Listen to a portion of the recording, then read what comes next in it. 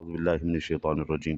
بسم الله الرحمن الرحيم. عن أبي هريرة رضي الله تعالى عنه أن النبي صلى الله عليه وسلم صعد المنبر فقال آمين آمين آمين.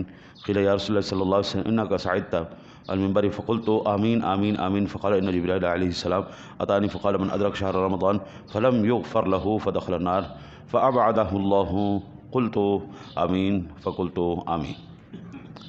حضرت ابو ہریرہ رضی اللہ تعالیٰ عنہ سے روایت ہے، وہ کہتے ہیں نبی اکرم صلی اللہ علیہ وسلم کی ذات گرامی ممبر چڑھتے تو ارشاد فرمایا آمین آمین آمین. عرض کیا گیا یا رسول اللہ صلی اللہ علیہ وسلم آپ ممبر پر چڑھے تو آپ نے فرمایا آمین آمین آمین. تو آپ نے ارشاد فرمایا جبریل علیہ السلام میرے پاس آئے اور فرمایا جو رمضان شریف پائے اور اس کی بخشش نہ ہوئی تو جہنم میں داخل ہوگا، اللہ اس کو دور کرے، آپ کہیے آمین. تو میں نے کہا آمین. حضرت جی یہاں سے یہ بات پتہ چلی، جبریل علیہ السلام دعا کرنے والے ہوں، امام الانبیاء علیہ الصلاۃ والتسلیم آمین کہنے والے ہوں، پیچھے کوئی کسر نہیں رہتی قبولیت میں. وہ فرشتوں کا رسول ہے، وہ رسولوں کا رسول ہے، وہ دعا کر رہے ہیں، وہ آمین کہہ رہے ہیں. اس کا مطلب یہ ہوا ماہ رمضان مبارک آنے کے بعد بھی بعض بندے ایسے ہوتے ہیں جن کی مغفرت نہیں کی جاتی، یا وہ ایسے اعمال نہیں کرتے جن کی وجہ سے ان کی مغفرت کی جائے، یا وہ ایسے اعمال نہیں کرتے. مثال کے طور پر ابھی بھی آپ اندازہ کر لیں، لوگ نماز نہیں پڑھتے، رمضان شریف کا مہینہ آ چکا، ابھی آپ باہر نکلیں گے نا آپ کو پتہ چل جائے گا، شکلیں بتا دیتی ہیں کہ عبادت کا نور اس کے چہرے پہ چمک رہا ہے یا نہیں چمک رہا، شکلیں بتا دیتی ہیں. میں نے ایک پولیس والے سے پوچھا کہ یار اتنے لوگوں میں سے تم لوگ مجرم کو کیسے پکڑ لیتے ہو؟ تمہیں کیسے پتہ چل جاتا ہے؟ اتنی انویسٹیگیشن کرتے ہو، یہ جھوٹ بول رہا ہے، یہ سچ بول رہا ہے، کیسے پکڑ لیتے ہو؟ تمہارے پاس کون سا ایسا ٹرک ہے، کون سی ایسی گدڑ سنگھی جو سنگار؟ کہتے جی نہیں، ہمارا تجربہ اتنا ہو گیا ہے، مجرم کا چہرہ بتا دیتا ہے یہ مجرم ہے. ایک اس کے چہرے سے، اس کے انداز سے، اس کی حرکات سے ہم پتہ لگا لیتے ہیں کہ یہ بندہ مجرم ہے. دوسری بات، مجرم بے باک ہوتا ہے، وہ جب بات کرتا ہے اس کے بات کرنے کا انداز اور جس نے جرم نہیں کیا اس کا بالکل زمین آسمان کا فرق ہوتا ہے. ہم اس کے انداز سے، اس کی گفتار سے ہم فوراً پتہ لگا لیتے ہیں یہ بندہ کس حد تک ہے، مجرم ہے نہیں ہے.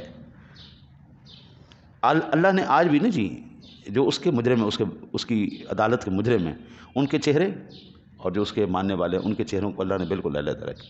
چہروں کا نور بتا دیتا ہے کہ یہ کس حد تک بندہ اس کا تابعدار ہے کہ نہیں.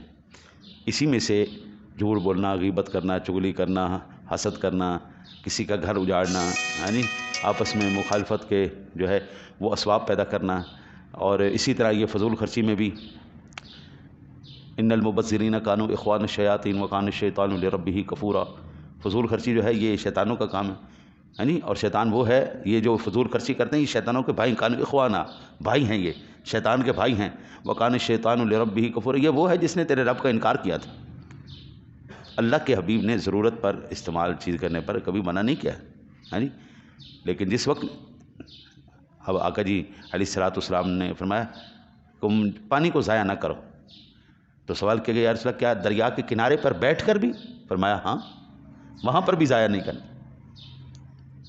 پانی کا ضائع کرنا یہ بھی اسراف ہے، پیسے کا ضائع کرنا یہ بھی اسراف ہے، اشیاء کا ضائع کرنا یہ بھی اسراف ہے.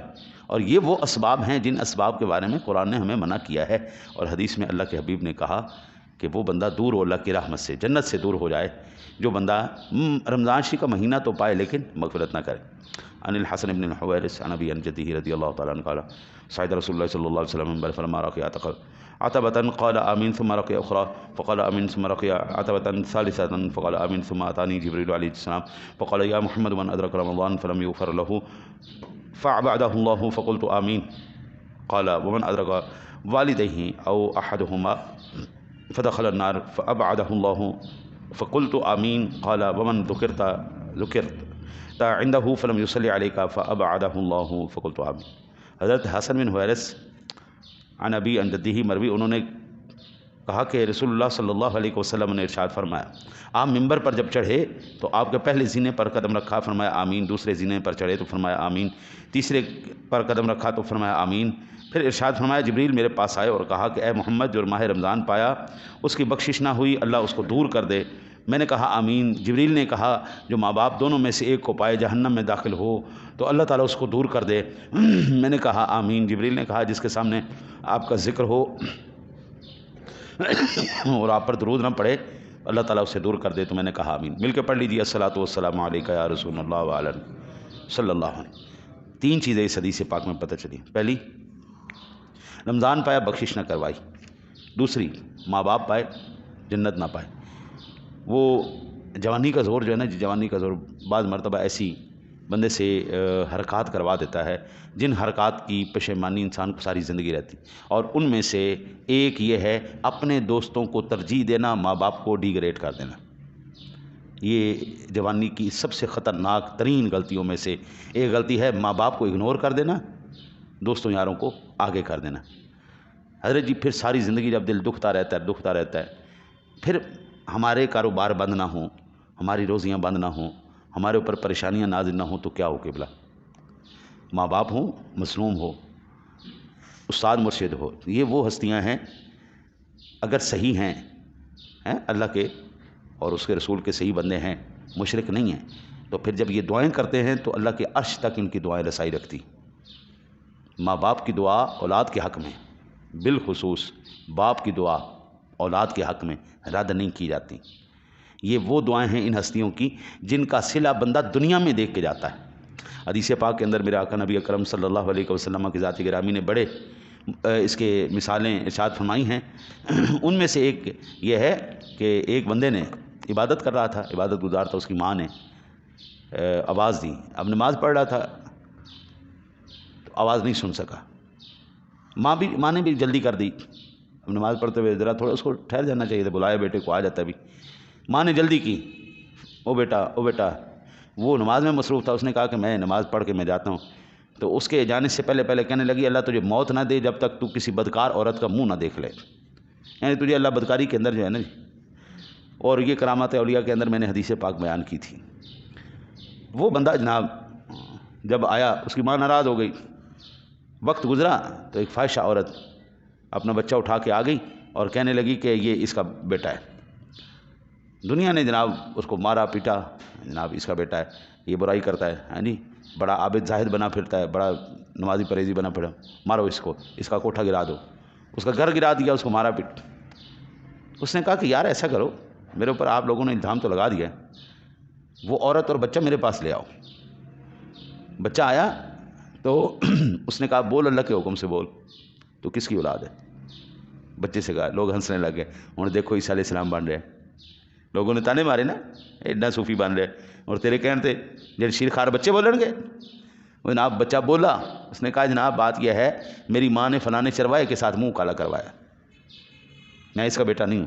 اب دنیا کے حضرت صاحب قبلہ پیر جی فلانا، وہ کہا نہیں اور جاؤ اب نہیں، ہم آپ کو سونے کا جو ہے نا وہ کوٹھڑی بنا دیتے، رہن دو یار تسی جاؤ، چھوڑو، جان چھوڑو، نہ کرو۔ بعض مرتبہ ماں باپ بھی دعا دینے میں بد دعا دینے میں جلدی کر دیتے، دعا دیں جتنی اولاد کو دینی ہے، ہدایت کی دیں، نیکی کی دیں، بد دعا نہ دو۔ اور اولاد سے بھی یہی گزارش ہے کہ ایسا کام نہ کرو یار کہ بعد میں بد دعا لینی پڑے، کیونکہ ماں باپ کی بد دعا کا بندہ دنیا میں منہ دیکھ کے جاتا ہے، وہ پریشانی کی صورت میں اولاد کی، اللہ تعالیٰ معاف کرے، اللہ تعالیٰ معاف کرے۔ میں نے 2 جو ہے نا جی اپنے قریبی کریکٹر کو دیکھا ہے، ماں کے منہ پہ کہتے تھے اللہ معاف کرے، اللہ، میں زبان پہ مسجد کے احترام میں وہ گالیاں لا بھی نہیں، تو فلانی ہے تو فلانی ہے، تو بہت گندی گالیاں۔ ایک کو اللہ نے 3 شادیاں کی، اس نے ایک بھی بچہ نہیں دیا، ماں بھی زندہ ہے وہ بھی زندہ ہے، 3 شادیاں کی ایک بھی بچہ نہیں ہوا، بے اولاد ہے، 2 بیویاں طلاق لے کے ہو گئی ہیں، تیسری پر تول رہی ہے۔ ایک بندہ ہے اس کو 3 بیٹیاں دی اللہ نے، لیکن تینوں بیٹیوں کو کسی کو دل کا مسئلہ ہے، کسی کو گردوں کا مسئلہ ہے، کسی کو مثانے کا مسئلہ ہے، یعنی وہ ایسے ہاتھ میں اٹھایا ہوتا ہے اور ہسپتال کے چکر ہوتے ہیں اس کے۔ ایک کو اولاد ہی نہیں دی اللہ نے، ایک کو دی تو صحیح نہیں دی، اب وہ جو کچھ بھی ہے وہ سارا انہی کے اوپر خرچ کر کے، تو اللہ تعالیٰ معاف کرے جناب۔ اولاد کی جو ہے نا جی، اولاد کے حق میں ماں باپ کی دعا، ماں باپ جب بد دعا کر دے اولاد کے حق میں تو بابا اللہ پوری کر کے رکھتا ہے۔ اس لیے نوجوان نسل سے ایک ہی گزارش ہے، ماں باپ کے سامنے نہیں بولنا، دوستی یاری جتنی شاید میں نے نبھائی ہے کسی ماں کے لال نے اتنی نبھائی نہیں ہونی، لیکن اللہ کی قسم جب مصیبت پڑتی ہے نا سارے دوڑ کی لگا جاتے ہیں، سب بالکل چنڈی ہو گئے، کھلی بلی، کوئی نہیں کھڑا ہوتا میدان۔ میرے پاس نسان سنی کار تھی، نوابی زندگی میں نے گزاری ہے۔ ہر روز رات کو ہم نے سمن آباد میں نا جی مزنگ ہے، وہاں پہ پٹھان پراٹھا لگاتے، چینی والا پراٹھا وہ کھانے کے لیے جاتے تھے۔ اسپیشل ہم نے اپنا وہ ایک رکھا ہوا تھا خان، اس کے بعد دیسی گھی لے کے جانا، بڑا شاندار کر کے آلو والے پراٹھے کھانے، قیمے والے کھانے، اور خاص چینی والا کھانے کے لیے ہم جاتے تھے۔ گاڑی رات کا ٹائم تھا، گاڑی تیز چلا رہا تھا میں، آگے سے یک دم ڈونگی گراؤنڈ ہے، ڈونگی گراؤنڈ ہمارے وہاں پہ، وہاں سے یک دم ٹانگا نکلا ہے اور وہ میری ونڈ سکرین کے اوپر آ کے گرا ہے۔ لو جی وہ ساری ظاہری بات ہے، ٹانگے کا اپنا ایک زور ہے، وہ جانور کا اپنا وزن، وہ جی گرا، چھت بھی نیچے آ گئی، شیشہ بھی ٹوٹ گیا۔ میرے 11 نے بوئے کھولے تھے، کوئی ادھر نس گیا تھے، کوئی ادھر نس گیا، میں اکلا منہ چک کے کھڑا، وہ کھانا خراب ہو، مینوں تے باہر کڈو، کوئی نیڑے نہیں آ رہا، میں اندر پھنسا ہے۔